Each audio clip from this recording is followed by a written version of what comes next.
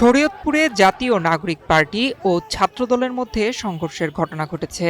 এ সময় ককটেল বিস্ফোরণ ঘটানো হলে অন্তত ৫ জন আহত হয়। পরে খবর পেয়ে পরিস্থিতি নিয়ন্ত্রণে আনে পুলিশ। এ ঘটনায় একে অপরের বিরুদ্ধে অভিযোগ তুলেছেন দুই দলের নেতাকর্মীরা।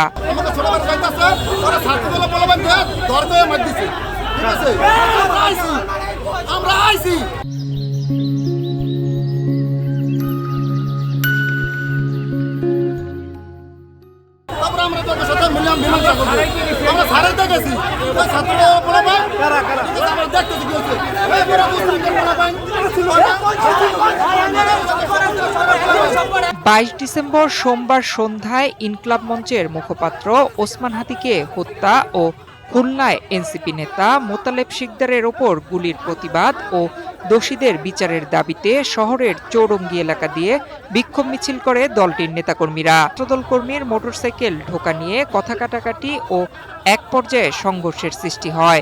এ সময় ককটেল বিস্ফোরণ ঘটানো হলে আহত হয় অন্তত ৫ জন। এ ঘটনায় একে অপরের বিরুদ্ধে অভিযোগ দুই দলের নেতাকর্মীদের।